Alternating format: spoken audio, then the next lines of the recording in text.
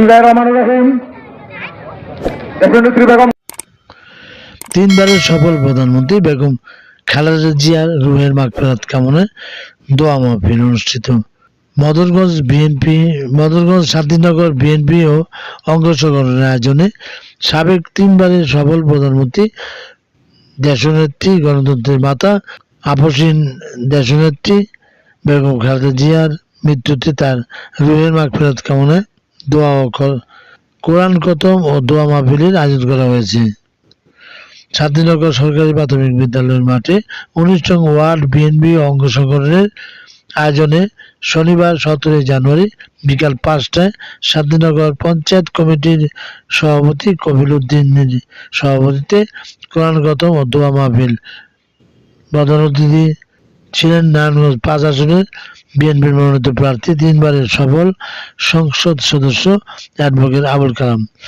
যুবদল নেতা আলী নওশাদ আনোয়ার তুষারের পরিচালনায় দোয়া মাহফিলে উপস্থিত ছিলেন বন্দর থানা বিএনপির সাধারণ সম্পাদক নাজমুল হক রানা, বন্দর থানা বিএনপির সাবেক সভাপতি আমানউদ্দিন আমান, ২১ নং ওয়ার্ড সাবেক কাউন্সিলর আব্দুল হান্নান সরকার, ২২ নং ওয়ার্ড সাবেক কাউন্সিলর সুলতান আহমেদ ভূঁইয়া, ২০ নং ওয়ার্ড সাবেক councillor Golam Nabi Murad, advocate Mahmud Akter, vice chairman Bandar BNP নেতা মেজবাউদ্দিন স্বপন, মোহাম্মদ মুসলিম মিয়া, আশরাফ উদ্দিন, ফারুক চৌধুরী, আল মামুন। আরও উপস্থিত ছিলেন মোহাম্মদ আশরাফ হোসেন, মহিউদ্দিন মৃধা, জসিমউদ্দিন, আলিম মিয়া, আক্তার হোসেন, আনোয়ার হোসেন, শাহ আলম, মাসুদ, আব্দুল সালাম, জাহাঙ্গীর আলম পল্লু, শুকুর, মন্টু, মিজানুর রহমান, লুক্কা, আতাউর রহমান, ওয়াজিউল্লাহ, আব্দুল হাই, জামান, শরীফ হোসেন, আলামিন, রিয়াজুল, শাহ জামাল, রিপন, কবির, সাব্বির, শহীদুল, নান্নু মিয়া, আসলাম, শহীদুল ইসলাম প্রমুখ। শহীদ প্রেসিডেন্ট জিয়াউর রহমান ও তার সহধর্মিণী বেগম খালেদা জিয়ার ও তার কনিষ্ঠ পুত্র আরাফাত রহমান কোকর রুহের মাগফিরাত কামনা এবং বিএনপি চেয়ারপারসন তারেক রহমান সুস্থতা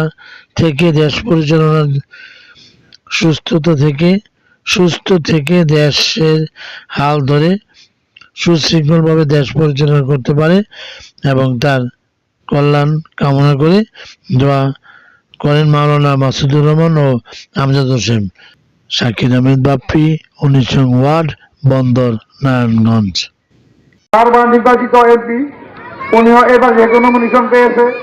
আমরা শান্তিনগরবাসী শান্তিনগরের পক্ষ থেকে ওনার ভোটের মাধ্যমে প্রমাণ করে দেব যে উনি যে শান্তিনগর প্রতিষ্ঠাতা এবং শান্তিনগরবাসীর জন্য যা করেছে তার প্রতিফলন শান্তিনগর দিতে পারে। আমরা সবাই এই আজকে এই দোয়া মাহফিলের মূল আকর্ষণ হলো আমাদের খালেদা জিয়া, আমাদের দেশমাতা খালেদা জিয়ার জন্য আমরা এখানে সমাবেত, ওনাকে আমরা দোয়া করব নাকি। এই দোয়ার মধ্যে যে আমাদের যে মধ্যমণি অ্যাডভোকেট আবুল কালাম সাহেব এখানে উপস্থিত, এখানে তো ভোট চাইতে আসে না, কিন্তু সে আমার জন্য দোয়া চাইতে আসছে, আপনার সাথে দেখা করতে আসছে উপস্থিত। কারণ বক্তব্য দেওয়ার এটা স্টেজ না, বক্তব্য স্টেজ অন্যটা। আমি একটু বলতে চাই ২-৪টা কথা আপনাদের উদ্দেশ্যে। আপনাদের এই জায়গায় সুজন বলে গেলে কালাম সাহেবের সম্বন্ধে, আপনাদের সভাপতি মানে এমুরা অমুরা ২ জন, আরেকটা মুরব্বী কিন্তু এই জায়গায় আছে ফকিরুদ্দিন সাহেব, এমুরা অমুরা সভাপতি। তোমরা জানো এই এলাকায় তো আপনারা যদি এখানে বসবাস করতেছে, আপনাদের একটা জায়গা করে দিচ্ছে, এটা কে বলবেন না আমার সাথে একটু? কালাম সাহেব। তো যদি এই লোকটা যদি আপনাদের জায়গা করে দেয়, আপনারা ভাড়া থাকেন না, নিজের বাড়িতে থাকেন। আজকে ঢাকা নারায়ণগঞ্জের বড় বড় শহরের মধ্যে আপনি অনেকে ভাড়া থাকে, স্থানীয় না, তাদের বলে কি হ্যাঁ ভাড়াটিয়া। আপনারা কি ভাড়াটিয়া বলে? আপনারা আপনাদের নিজস্ব জায়গায় থাকেন, আপনি নিজস্ব জায়গাটার ব্যবস্থা করে দিয়েছেন এই কালাম সাহেব। আপনাদের ভিতরে যে মনুষ্যত্ব বোধ থাকে, একটু মনুষ্যত্ব বোধ থাকে 12 তারিখ ফেব্রুয়ারি সে প্রমাণটা আপনারা দিবেন। আমরা কিন্তু মরে যাব, এই কালাম সাহেব মরে যাবে। যদি সে কষ্ট নিয়ে না মরে যে না আমি যাদের বাসস্থান করে দিয়েছিলাম তারা আমার কাছ থেকে মুখ ফিরাই দিছে, ঠিক না? বক্তব্য না, শুধু আপনাদের মনে রাখবেন। এখন আমি কিছুদিন আগে শুনতে পাচ্ছিলাম এই এলাকাতে একটা মসজিদ হবে, সেই মসজিদের জন্য কেউ দান করবে। আর কখন আসে নাই। এই গ্রামটা কত বছর আগে তৈরি করছে? কত বছর আগে কালাম সাহেব? আরে না না জায়গাটা দিচ্ছে কতদিন ধরে? 2005-এ 2005-এ আপনাকে স্থায়ীভাবে বন্দোবস্ত করে দিয়েছিল এই অ্যাডভোকেট কালাম সাহেব না? তখন তো আপনারা কারো দেখেন নাই। সুজন বলে গেছে মাত্র 10টা বাড়ির জন্য এক এমপির কাছে গেছিল, এমপি বলতে হবে না, হয়ও নাই, ঠিক না? রেস্ট দিতে হয় নাই। এখন তো বাকি দিনগুলো তো গেল, কালাম সাহেবের পরে যত এমপি গুলো আসছে তারা আপনাদের এলাকায় কি করছে? কিচ্ছু করেনি। যেহেতু কিছু করেনি, এখন কে বা কাহারা উড়াল দিয়ে এসে এই এলাকাতে মসজিদ দিবে, 10,000 ইটা দিবে, আমাকে ভোট দেন, ঠিক না? দিবেন এটা দিবেন না। কালাম সাহেব যদি মনে করে আমি এই গ্রামটাকে প্রতিষ্ঠিত করছি, কালাম সাহেব মনে করলে এই মসজিদ করে দিতে পারবে। আর কালাম সাহেবের যারা শুভাকাঙ্ক্ষী, কালাম সাহেবকে যারা ভালোবাসে, এরকম লোক কালাম সাহেবের পকেটে আছে এই মসজিদ বানায় দেওয়ার মতো। তো সে বলে দেয় যে যাও এই মসজিদটা তোমরা ব্যবস্থা করে দাও, ইনশাল্লাহ এই মসজিদ এমনি এমনি হবে।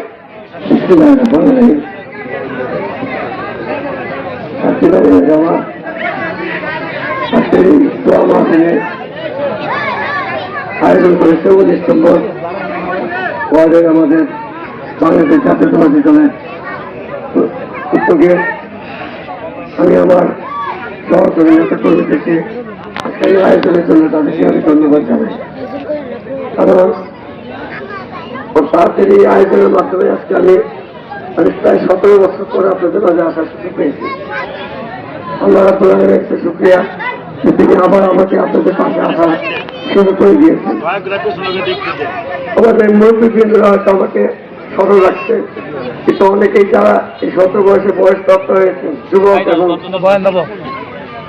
নতুন যারা আছেন, তারা হয়তো আমাকে জানেন না, চিনেন না, দেখানো নাই। আজকে আল্লাহ রাব্বুল আলামিনের কাছে শুকরিয়া আদায় করি যে আমাকে আপনাদের পাশে আসার আরেকটু উৎসুক করে দিয়েছেন।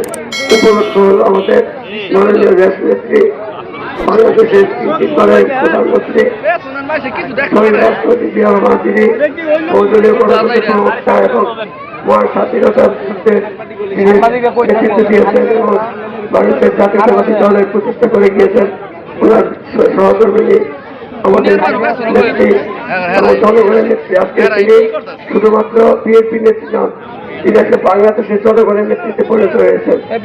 আজকে এই কথাটির প্রমাণ স্বরূপ আমি বলতে পারি যে ওনার জানাজাটা আপনারা দেখেছেন, হাজার হাজার লক্ষ কোটি মানুষ হয়ে গেছে, হাজার কোটি হাজার লক্ষকে ছাড়িয়ে কোটি মানুষের জানাজা হয়ে গেছে। এই সমস্ত যে সংখ্যা আছে, এই সংখ্যা কি সম্পূর্ণটা না, এটা আসলে দেশবাসী ওনার প্রতি যে মায়া, ওনার প্রতি যে শ্রদ্ধাবোধ, ওনার প্রতি যে আকর্ষণটা, এটা এই বই প্রকাশে আছে ওনার এই জানাজার মাধ্যমে।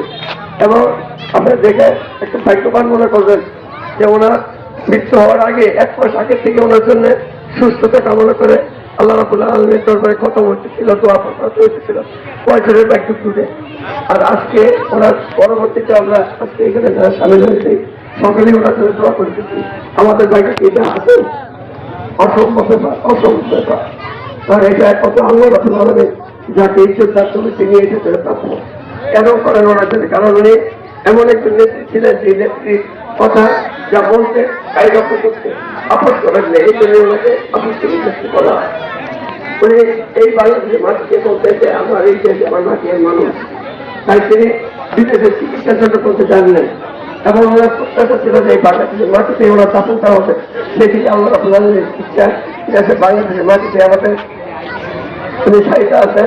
আমরা প্রত্যেক বছর ওনাকে স্মরণ করার একটা উপলক্ষ পাবো, ওনার মৃত্যু দিবসে আমরা একটা জিয়ারত করার একটা সুযোগ পাবো। আজকে আমি বক্তব্য রাখতে পারবো না, কারণ আমি যে একজন প্রার্থী, আমার নির্বাচনে যে বাধা নিষেধ আছে নির্বাচনী প্রচারের ক্ষেত্রে আচরণ বিধিতে, সেখানে আমাকে নির্বাচন প্রসঙ্গে কিংবা কোনো প্রতিশ্রুতিমূলক কোনো বক্তব্য রাখার আমার জন্য এখতিয়ার নাই। আমাকে আমার মুরব্বীরা যারা আছেন, আমার যুবক ভাইরা যারা আছেন, আমার নেতা কর্মীরা যারা আছেন, আমাকে দয়া করে ক্ষমা করবেন। এখানে ইনশাল্লাহ 21 তারিখে পরে আবার যখন আসবো, আপনাদের সকলের কথা শোনার মতো আমার ধৈর্য আছে ইনশাল্লাহ। আমি ওয়াদা দিতে পারি যে আমি কথা শোনার মানুষ। আর এটা আমি বলতে পারি যে আমি যা বলবো ইনশাল্লাহ আপনাদের মঙ্গলের জন্য, এবং যে ব্যক্তিটির জন্য আজকে আমরা সামনে দিয়ে এগিয়ে যাবো, যে শক্তিতে তারেক রহমান যিনি বাংলাদেশের আগামী দিনে রাষ্ট্রনায়ক হবেন, ওনার হাতকে শক্তিশালী করার জন্য, ওনার আপনারা জানেন যে ওনার দৈহিক অবয়বটা কতখানি ক্ষতিগ্রস্ত করা হয়েছিল নির্যাতনের মাধ্যমে, এবং বিদেশে ছিলেন, বিদেশে থাকা অবস্থায় বাইকে মারা গেছে, জানাজা পড়তে আসতে পারেন। আজকে সৌভাগ্য কারণে বেগম খালেদা জিয়া 30 তারিখে উনি আসতে সক্ষম হয়েছিল, চলে আসে জানাজাটা করতে পারছেন, এটা আল্লাহর কাছে শুকরিয়া। কিন্তু আজকে দেখেন এই মানুষটি স্বামী হারা হয়েছে, সন্তান হারা হয়েছে, মানে বাড়িঘর হারা হয়েছে, নিজের দেহটাকে তিনি বিলিয়ে দিয়েছেন, বিনা চিকিৎসায় তিনি বাংলাদেশের মাটিতে আজকে কবরস্থ হয়েছেন। আর কি করতে পারে একটা মানুষ? এই যে যদি এই কথাগুলো আমি বিশ্বাস করি, তাহলে ওনার আদর্শকে ধরে রাখার জন্য আমরা গোলামরা যারা সেবক আছে এখানে আপনাদের কাছে আমাদের নৈতিক দায়িত্ব। আমি যে কাজগুলো আপনাদের করে দিয়েছি এটা আমার কাজ না, বেগম খালেদা জিয়া তখন সরকার প্রধান ছিলেন, আমার কাজগুলো সময়গুলো ছিল 91, 96, 96, 2001 কে প্রধানমন্ত্রী ছিলেন? সরকারটা তো বেগম খালেদা জিয়া ছিলেন। আমি খুঁটার জন্য এই কাজটা করতে সক্ষম হয়েছি, কারণ উনি আমাকে এতখানি স্নেহ দিতেন যে আমি যখন যা আত্মার করতাম সেটাই উনি রক্ষা করার চেষ্টা করতেন না, বুক পালন করে দিয়েছেন।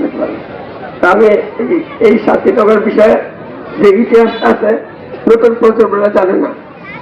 আগামী দিনে যখন আসবো ইনশাল্লাহ আপনাদেরকে অবগত করবো। আরেকটা বিষয়, এই যে নবীন যারা আসবে, যারা বিগত দিনে ভোটার হয়েও ভোট দিতে পারেন নাই বা আগামী যারা নির্বাচনে অংশগ্রহণ করতে পারেন নাই, তাদের প্রতি আপনারা ময়পূর্বী যারা আছেন, আমি আমার নেতা কর্মী থেকে বলবো সচেতন হওয়ার জন্য, তাদেরকে কিন্তু বিভ্রান্ত হওয়ার থেকে রক্ষা করতে হবে আপনাদের দায়িত্ব। কারণ তারা অভ্যস্ত না, তারা জানে না, তাদের প্রথম অংশগ্রহণ হবে, অতএব তাদের ভুল হওয়াটাই স্বাভাবিক। কিন্তু আপনারা যারা বয়োজ্যেষ্ঠ আছেন তাদের দায়িত্ব কিন্তু তাদেরকে সংরক্ষণ করা। এ কথাটা তো ঠিক। আমার এখানে আমন ভাই আছে 91 নির্বাচন থেকে, উনি আমার সাথে আমার নেতৃত্ব দিয়ে আছেন। এখানে মধ্যে বয়োজ্যেষ্ঠ নেতা আমাদের এখানে পঞ্চায়েতের আমাদের 3 সভাপতি মহোদয় আছে, ওনারা আমাকে চিনেন এবং জানেন। আমি ওনাদের কাছে শুক্রিয়া আদায় করি যে আমাদের সাথে দেখা হলো আমার 17 বছর অনেক দীর্ঘ সময়। তো আমি আমাদের এখানে অনেক সমাজরা আছেন, ওনারা মসজিদের বিষয়ে আছেন। এই কথাটা বলার দরকারই পড়ে না যে আল্লাহর ঘর আল্লাহ নিজেই রক্ষা করে। এটা শান সকল আল্লাহ বলার ব্যবস্থা সৃষ্টি করে দিবে। এটার জন্য কোনো চাওয়া পাওয়ার কোনো অবকাশ নেই। এটা আল্লাহর বাস্তে যিনি, সে যে ব্যক্তি আল্লাহ তার রহমত দান করবে, সে নিজে এসে আপনার দরজায় এসে হাজির হয়ে যাবে। এটার জন্য চাওয়ার কোনো অপেক্ষা নেই। তারপর আমি বলবো যে ইনশাল্লাহ আমি যখন আসবো ইনশাল্লাহ আপনাদের কাছে, তখন সব কথায় আপনাদের সম্মান বিষয়টা আমি গ্রহণ করার চেষ্টা করবো। আজকে আমি কিছু বলতে পারবো, যেহেতু আমার কথা নিষেধ আছে, আমি কথা বলতে পারবো না। আমাকে আজকে এখানে মাফ করবেন। আমার মা বোনেরা এখানে আছেন, আপনারা যে আপনাদের ঘরে থাকতে পারতেছেন, এটা কি আপনার খুশি না অখুশি? খুশি আছেন? ইনশাল্লাহ আগামী দিনে আপনারা আরো ভালো থাকার জন্য চেষ্টা করেন, আল্লাহর কাছে চান আমি যেন আসতে পারি আপনাদের কাছে। ধন্যবাদ আপনাদের সবকে। আসসালামু আলাইকুম।